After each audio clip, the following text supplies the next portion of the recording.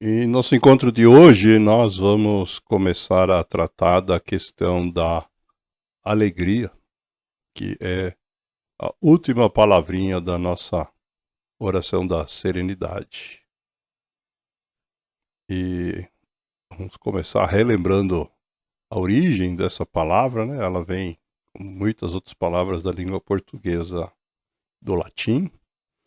E em latim, o significado dessas palavras indica uma pessoa animada ou vivaz, né? Além disso, no dicionário, a gente tem várias outras definições, né? Como o estado de satisfação interior, ou um sentimento de contentamento, e tem a questão da oposição com a tristeza, né? Como sendo o contrário da alegria. Mas nós vamos usar aí de um conjunto de reflexões de vários autores para tentar arredondar esse conceito de alegria nesse contexto aí da nossa espiritualidade, né?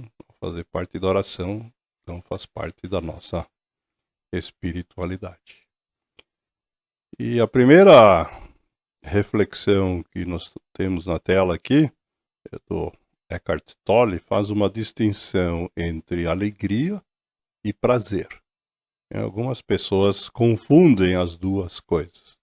Tem coisas que nós fazemos que são prazerosas, né? Comer coisas gostosas, né?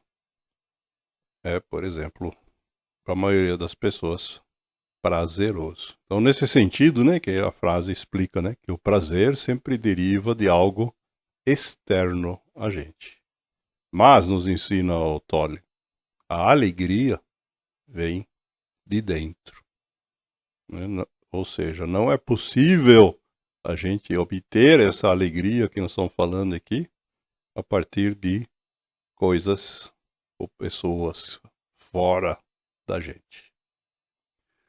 Essa questão ela é tratada por muitos autores, né? Ela não é uma exclusividade do Tolle.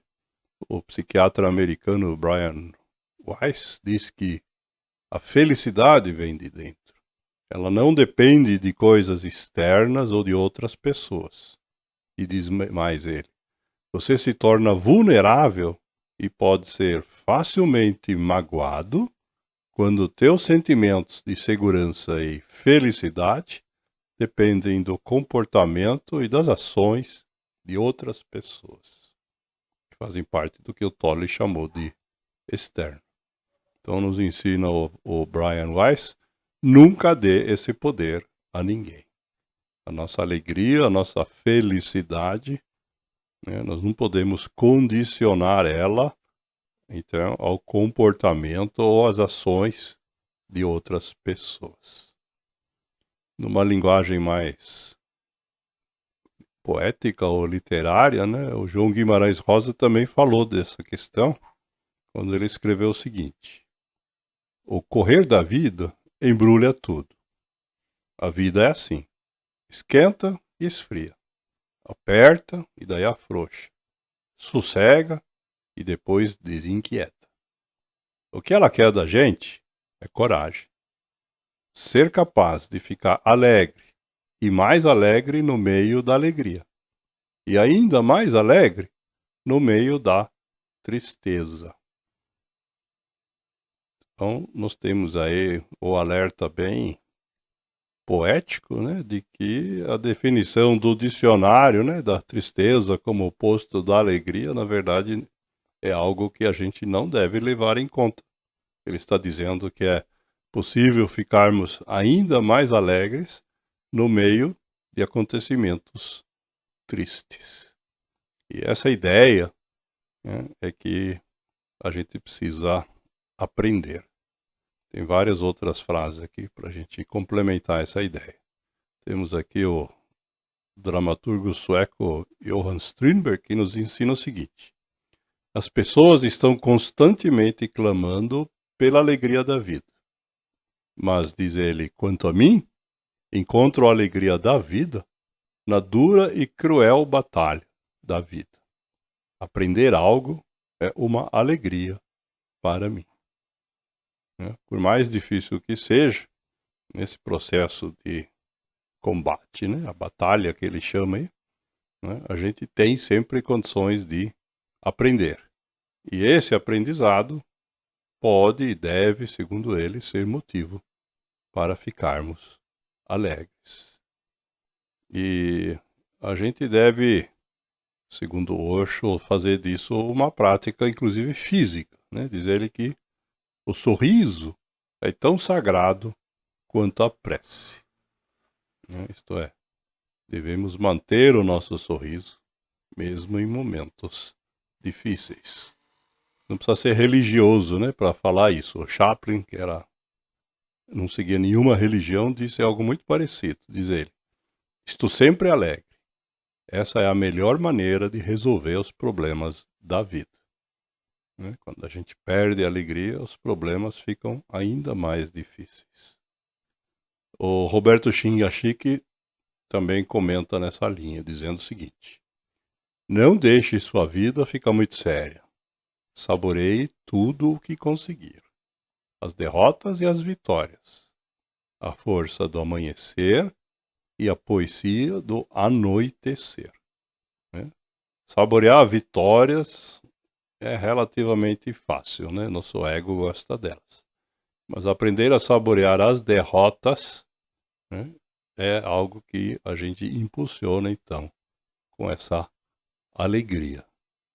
E aí nos lembra o Augusto Cury, né, a criança que todos temos dentro de nós, né, essa criança alegre que nós achamos que fomos um dia, a maioria de nós acaba censurando.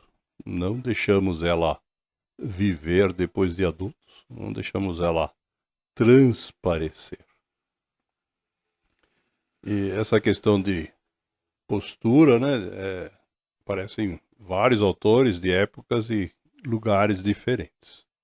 O filósofo francês do século XVII, Jean de La Bruyère, também disse, né, que é preciso rir antes de sermos felizes. Isto é, não dá para esperar atingirmos a felicidade para darmos risada, diz ele. Se a gente não agir desse jeito, corremos o risco de morrermos sem ter rido. Então é melhor rir antes de sermos felizes. Aristóteles também tratou disso, né, quando ele disse que a alegria que se tem em pensar e aprender faz-nos pensar e aprender ainda mais.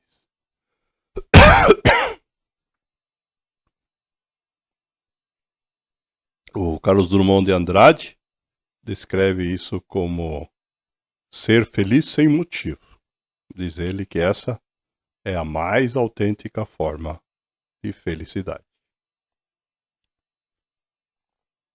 A escritora inglesa Elizabeth Asquith, conhecida pelo pseudônimo de Princesa Bibesco, ainda nos dá uma dica aí bastante valiosa. Diz ela assim: a felicidade é o momento em que você deixa de fazer um inventário das alegrias. Perdão. Diz ela, é uma chama, um brilho, nunca uma lista.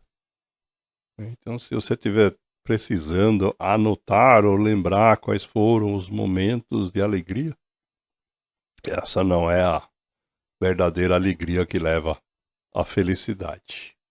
No momento que você introjeta isso, essa vira um brilho no seu rosto, uma chama no seu coração, na sua alma, então você de fato atingiu essa alegria. Voltando para o Tolle, então ele nos orienta da seguinte forma: pergunte-se, há alegria, facilidade e leveza naquilo que estou fazendo? Se não há, então o tempo está encobrindo o momento presente e a vida é percebida como um peso ou uma disputa.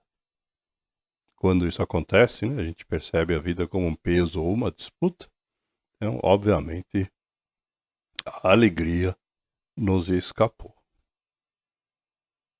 E vamos fechar hoje com uma reflexão que é uma caricatura, né? Esse músico argentino, Daniel Aratus, fazia parte de um grupo musical satírico chamado Les Luthiers. Não sei se alguém assistiu alguma vez, nem sei se existe ainda, e que diz assim: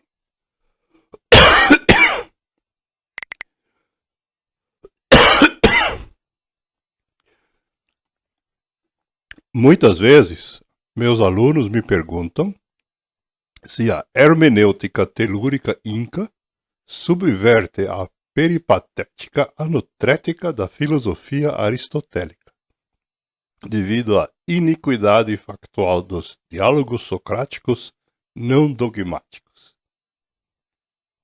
E ele responde dizendo: eu sempre digo não.